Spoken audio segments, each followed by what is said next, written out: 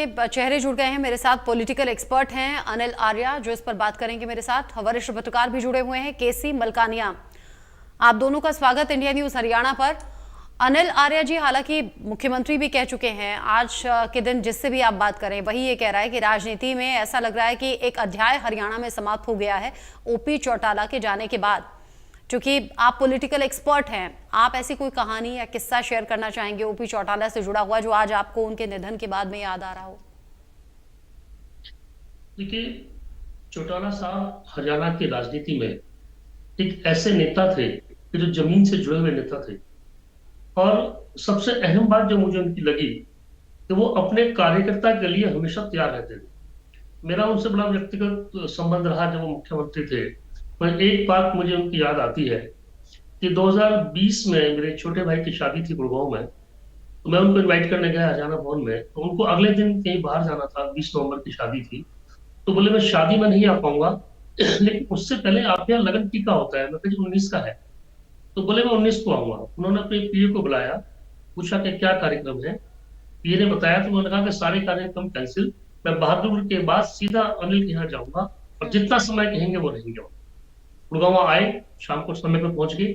और सीताराम सिंगला जी जो तत्कालीन मंत्री भी थे और बहुत सीनियर लीडर थे बीजेपी के, उनके साथ और चौटाला जी के रिलेशन चाहे जैसे भी रहे हो, लेकिन जब वो पहुंचे तो आते ही बड़े मजाकिया लहजे में, बड़े हंसते, बड़े खुश मिजाज नेता चौटाला साहब थे। आते ही सीताराम जी को बोले कि भाई आप लड़के वाले हो और मैं लड़के वाला हूँ, मैं तो आपसे मिलने लेने आया हूँ। तो ये जो बातें थी उनकी मुझे आज तक याद है। और उसके बाद तो 3-4 घंटे तक, जब तक वो समारोह रहा हमारे परिवार के अंदर, वो रहे, वहां मौजूद रहे और बोले कि मेरे परिवार का फंक्शन है और जब खत्म हो जाएगा तब मैं जाऊँ। ये बात मुझे जो व्यक्तिगत तौर पे मुझे थी।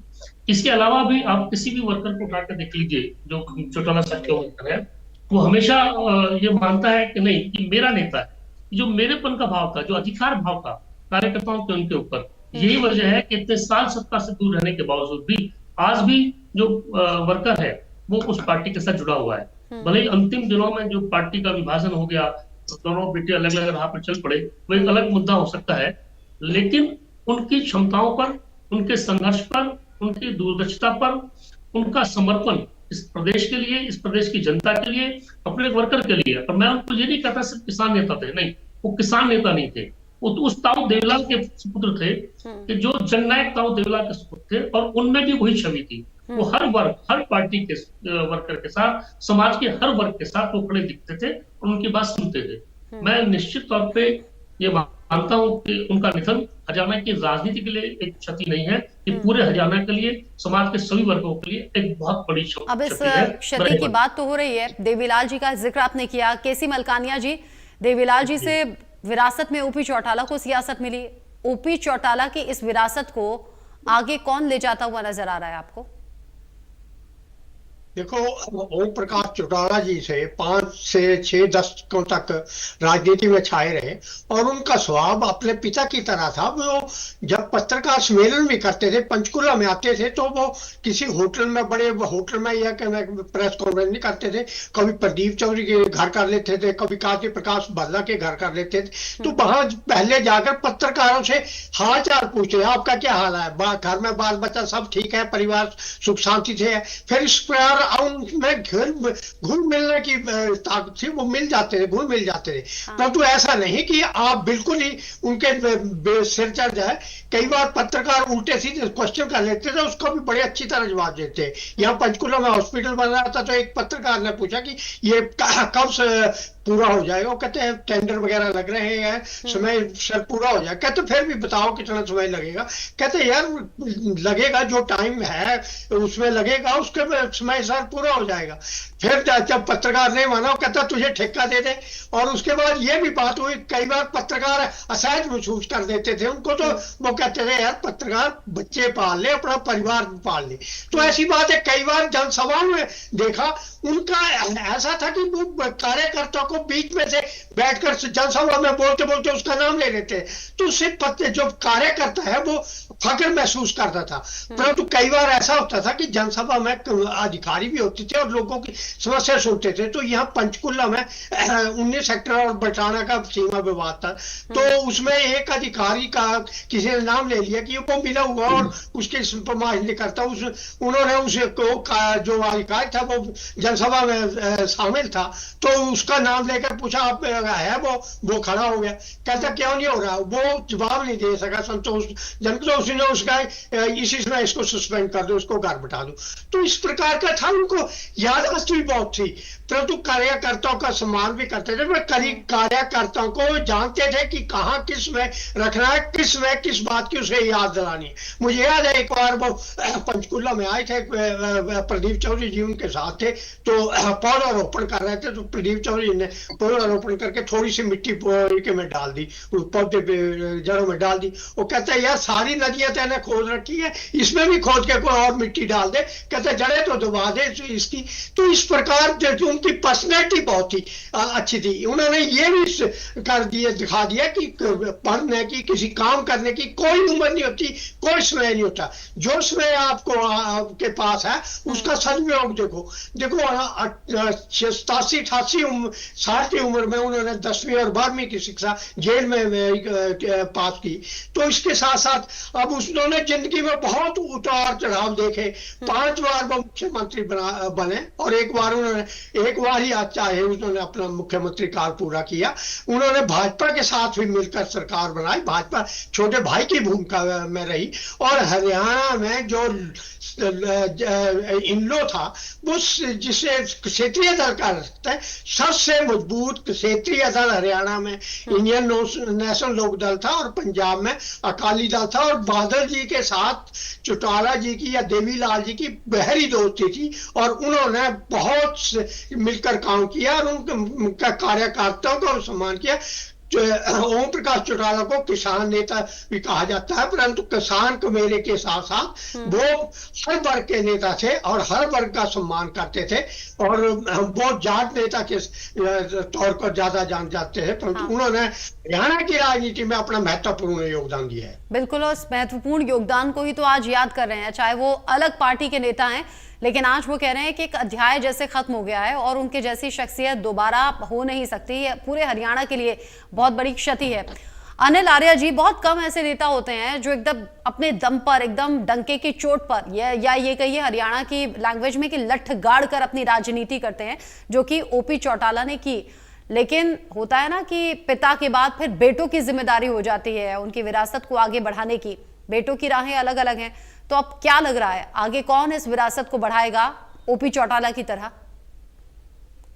देखिए, मैं इसमें ना एक बात और, जो हमारे साथी बोल रहे थे कि जो पत्रकारों के साथ उनके रिश्ते थे, गुड़गांव, चूंकि मैं गुड़गांव से रहता हूँ, गुड़गांव में सब कुछ किया है। गुड़गांव जो आज गुड़गांव है, मैं निश्चित तौर पर अभी चौटाला ने जो बात कही थी कि आज जो गुड़गांव है, इस गुड़गांव को ये रूप देने में ओम प्रकाश चौटाला जी की बड़ी भूमिका रही है, क्योंकि उस दौर में मुख्यमंत्री रहे जब गुड़गांव ने एक विशेष आकार लेना शुरू किया था। चाहे मेडी सिटी की बात हो, चाहे साइबर सिटी की बात हो, बहुत सी चीजें ऐसी थी जो गुड़गांव में उनका विशेष इंटरेस्ट रहता था। और इसके अलावा मतलब गुड़गांव जब भी आते थे, पत्रकारों के साथ रिलेशन ऐसे थे, कोई सवाल उनसे पूछते थे तो एक बात कहा करते थे कि भाई तुम कुछ भी लिख लो, मैंने सारे एफिडेविट पंजा लगा दिया, मेरी तरफ से सब ओके। ये जो उनका अपनापन था पत्रकारों के साथ और पत्रकारों के उनके बीच में जो एक ये विश्वास था, ये बहुत बड़ी चीज थी। आपने जो राजनीति की बात की, आगे की राजनीति की बात, मैं आगे की राजनीति की बात से एक बार और मुझे बात याद आ गई कि जब वो दिल्ली जेल में थे, पैरोल पे आए थे, उनको जब चंडीगढ़ जाना था उससे एक दिन पहले मैं केबी पंडित जी जो करनाल रहते हैं, इंडियन जर्नलिस्ट यूनियन के प्रेसिडेंट हैं, और गोपी चंद गहलोत जी जो गुड़गांव के विधायक रहे, उन्हीं की पार्टी के डिप्टी स्पीकर थे, हम शाम को उनके दिल्ली आवास पे डिनर पे गए, उनसे गपशप काफी देर बातचीत हुई। तो उनको जब दुष्यंत चौटाला सांसद बन चुके थे, राजनीति में आए थे, तो उनको दुष्यंत जी को लेकर बड़ी उनकी चीजें थी, तो उन्होंने बड़ा डिटेल हमसे बात की कि क्या, काफी कुछ बात की, मैं सारी बात नहीं डिस्क्लोज कर सकता यहाँ पर क्या बात की, लेकिन ये बड़ा दुर्भाग्य रहा कि जीवन के अंतिम दौर में वो दोनों पुत्र उनके अलग हो गए, लेकिन दुष्यंत को लेकर, दुष्यंत के भविष्य को लेकर वो बड़े चिंतित थे, वो बड़े स्नेहपूर्ण ढंग से देखते थे उनकी विरासत को कौन बेटर ढंग से आगे बढ़ा सकता है। मैं अभय चौटाला की जो क्षमता है वो अपनी क्षमता है, अजय चौटाला की क्षमता है वो अपनी क्षमता है, लेकिन निश्चित तौर पर जो नई पीढ़ी आगे आ रही है उसमें चाहे दुष्यंत चौटाला हो, दिग्विजय चौटाला हो, करण चौटाला हो, अर्जुन चौटाला हो, ये जो पीढ़ी है मुझे लगता है कि ये पीढ़ी अपने अपने ढंग से उनकी विरासत को, चाहे चौधरी ओम प्रकाश चौटाला की विरासत हो, चाहे दाऊ देवीलाल की विरासत हो, उस विरासत को आगे बढ़ाने का अपने अपने स्तर पर काम करेंगे। अगर आज के दौर में हम देखते हैं तो दुष्यंत चौटाला भले ही इस बार इस चुनाव में उनको उपलब्धि कुछ नहीं रही हो, लेकिन उन्होंने, दुष्यंत चौटाला ने उस चीज को आगे बढ़ाने की कोशिश की है और बड़े सफलतापूर्वक ढंग से वो आगे लेके भी गए हैं। और दुष्यंत के अंदर एक और जो सॉफ्टनेस है और जो लोगों के साथ घुलने मिलने की बात है, उनकी भी जो याददाश्त की बात है या कार्यकर्ताओं से जुड़ाव की बात है, मुझे लगता है कि एक छवि मैं दुष्यंत चौटाला के अंदर भी देखता हूँ नई पीढ़ी के अंदर। पुरानी पीढ़ी में तो अजय चौटाला और अभय चौटाला के दोनों अपने अपने स्तर पर राजनीति की है, वो कर रहे हैं, लेकिन बाकी जो अभी चारों मौजूद भाई है, मुझे लगता है उनमें दुष्यंत चौटाला ज्यादा सक्षम है उन चारों के अंदर। दुष्यंत चौटाला की वो जो लोकप्रियता है लोगों के बीच में नजर आती भी है और ये हमने अलग अलग मौकों पर देखा है, और आप कह रहे हैं कि दुष्यंत चौटाला से ज्यादा आपको उम्मीदें हैं। लेकिन केसी मलकानिया जी, एक कुशल राजनेता में वो सभी गुण होते हैं जो ओपी चौटाला में नजर आए, फिर चाहे सरकारें बनी या बिगड़ी या जो उनके राजनीतिक करियर में उतार चढ़ाव आए, जेल तक उनको जाना पड़ गया, लेकिन एक कुशल राजनेता वही होता है ना जो मौके की नजाकत को समझे, जो समझे कि उनके फेवर में चीजें कैसे जा रही हैं। फिर सरकार चाहे किसी भी साइड की बनी, लेकिन मुख्य हिस्सा ओपी चौटाला कई बार रहे। बिल्कुल सही है। चौटाला जी ने जब भी मुख्यमंत्री रहे, जब भी उन्होंने पद छोड़ना पड़ा तो उन्होंने अपनी पसंद का हुकुम सिंह जी को मुख्यमंत्री बनाया, और इसके साथ साथ जब भाजपा के साथ सरकार रही तो उसमें बड़े पार्टनर के तौर में थे, तो इसमें तो संदेह नहीं है कि चौटाला जी का बड़ा भाग था। परंतु उनकी जो कार्य प्रणाली थी वो अपने प्रकार की थी। अफसर उनके नजदीक भी आते थे, पत्रकार भी नजदीक आते थे, परंतु उनके आगे डरते भी थे, भय भी खाते थे। और कई बार तो वो कहते थे कि जो शत्रु है अगर उसको रात को मेरा नाम लेकर नींद आ जाए तो क्या क्या बात है, कम से कम उनको भय तो रहना चाहिए। तो उनका चौटाला साहब का अपना भय था। एक बार सेक्रेटरीट में एम्प्लॉयज थे, वो उनकी आंदोलन वगैरह चल रहा था, तो उनको बुलाया था, कुछ एम्प्लॉयज सस्पेंड कर दिए थे, तो वो चौटाला जी को मिलकर नीचे आए तो पत्रकारों ने पूछा क्या बात हुई। पत्रकारों को साइड करके आगे जा रहे थे, फिर भी उन्होंने रोककर पूछा भी बात क्या हुई। कहते यार क्या बात बताएं। कहता उनको कहा कि ये सस्पेंड कर दिए, ये कर दिए। तो उन्होंने कहा कहते यार सस्पेंड वगैरह तो मुझे पता नहीं क्या होता, मैं तो सीधा टर्मिनेट जानता हूं। कहता जैसे आपके कार्य में उसके हिसाब से तो टर्मिनेट कर देना चाहिए। तो इससे चौटाला जी से लोग डरते थे, कुछ मांगने जाते थे तो भी सोच कर जाते थे कि आगे से मिलेगा क्या, हम अपनी मांग रखेंगे किस तरह। तो वो कुशल राजनीतिज्ञ थे, उन्होंने जन संदेश नाम की अखबार भी निकाली थी। तो इस प्रकार उनकी बहुमुखी प्रतिभा थी। वो हर प्रकार के दलों से, दूसरों से डील करना जानते थे। पार्टी में भी उनका स्थान था। कई एक बार विधानसभा में संपत सिंह जो थे विपक्ष के नेता थे, तो किसी ने पूछा कि ये तो विपक्ष के नेता, कहते हाँ विधानसभा में ये मेरा नेता है, विधानसभा के बाद मैं इनका नेता हूं। तो इस प्रकार जो वो समझौता करना भी जानते थे, और जो योजना होती थी, जो कार्यक्रम होते थे, जो जहां भी नींव पत्थर रखता है उस हिसाब से वो फंड का इंतजाम कर लेते थे। एक बार यहाँ पूछा उनसे भी आप फंड, कहते संपत सिंह मेरा वित्त मंत्री है, ये चाहे चोरी करे, चाहे डाका मारे, चाहे जैसे मारेगा, कहता वित्त का प्रबंध करना इसका काम है, मैंने अनाउंसमेंट कर दी और ये काम होगा और टाइम से पूरा होगा। तो इस प्रकार की जो थी। परंतु अब जो परिवार है उनके बाद जेल जाने के बाद जो परिवार दो फाड़ हो गया, इन लोग जेजेपी दो पार्टियां बन गई, तो इसमें लगता था कि जेजेपी जो है, जो चौटाला का जो चेहरा अच्छा था, और एक मीटिंग में उन्होंने अपना दल बदल दिखाने की कोशिश की थी, जहाँ थोड़ा सा ओम प्रकाश चौटाला जी को एहसास महसूस हुआ था और उन्होंने उनको ताड़ा भी था। उसके बाद जेजेपी पार्टी बन गई, रेलो बन गई। तो इस बार जो है जेजेपी का जो प्रदर्शन है इतना अच्छा नहीं रहा, परंतु इन लोगों ने 2 सीटें जीती है। है, तो अगली बार पीढ़ी भी मुझे अच्छी लगती है। अर्जुन चौटाला और जो आदित्य देवीलाल वगैरह, दुष्यंत चौटाला जी भी है। मतलब पीढ़ी आगे, नेताओं की पीढ़ी आगे काम करेगी। हाँ। और किसान की और कमेरे की कितनी फिक्र करते हैं, जाट का कितना नेता करते हैं, तो किस प्रकार वो आगे चलते हैं, ये तो आने वाला समय बनाने का। परंतु जो क्षेत्रीय पार्टी का दर्जा देवीलाल और ओम प्रकाश चौटाला के समय था, वो इसमें इन लोगों में है नहीं। अगर परिवार इकट्ठा होकर चले और उनके निधन से के बाद कुछ सबक सीखे और मिलकर चले, तो हो सकता है कि इन लोग पार्टी जो हो वो पहले वाला जो अपना प्रभाव है वो कायम कर सके और क्षेत्रीय दल के रूप में उभर कर आकर। ओपी चौटाला के निधन के बाद परिवार एक होता है या नहीं होता है, ये तो वक्त बताएगा, लेकिन हाँ एक होना चाहिए, ऐसा ओपी चौटाला के तमाम समर्थक या उन्हें पसंद करने वाले आज यही चाहत रख रहे हैं।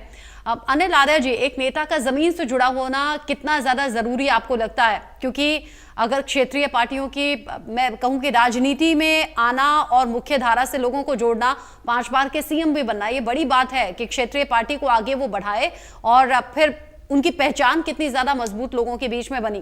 लेकिन जमीन से जुड़े होना उनकी सबसे ज्यादा खासियत रही।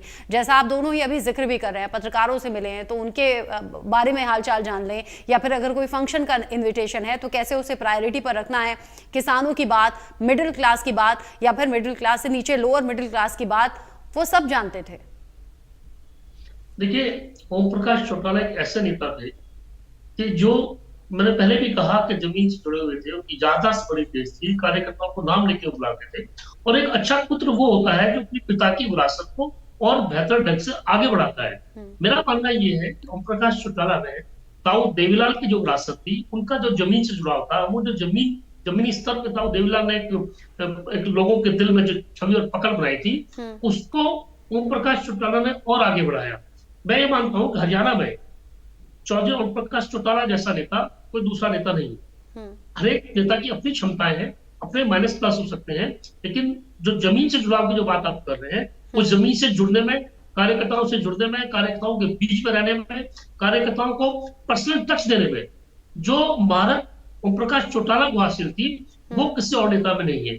आज के दौर में तो ऐसे भी कई नेता है कि जो अपने वर्कर से सीधे मुंह बात तक भी नहीं करते, जबकि ओम प्रकाश चौटाला ऐसा नहीं। और आज के दौर की राजनीति तो कुछ ऐसी ही होती है कि फिर पार्टी कार्यकर्ता नाराजगी के चलते पार्टी छोड़ भी देते हैं, कहते हैं कि भाई नेता हमसे मिलते नहीं, हमारी सुनते नहीं, हमसे बात तक करते नहीं। लेकिन ओपी चौटाला ऐसे तमाम नेताओं के लिए मिसाल हैं और आज उस मिसाल को याद भी किया जा रहा है। और इसीलिए कहा जा रहा है कि हरियाणा की राजनीति का एक अध्याय समाप्त हो गया ओपी चौटाला जी के निधन के बाद। बहुत शुक्रिया केसी मलकानिया जी और साथ ही साथ अनिल आर्या जी, इंडिया न्यूज हरियाणा के लिए वक्त निकालने के लिए, साथ में जुड़ने के लिए। इसी के साथ वक्त छोटे से ब्रेक का हो गया, लौटेंगे।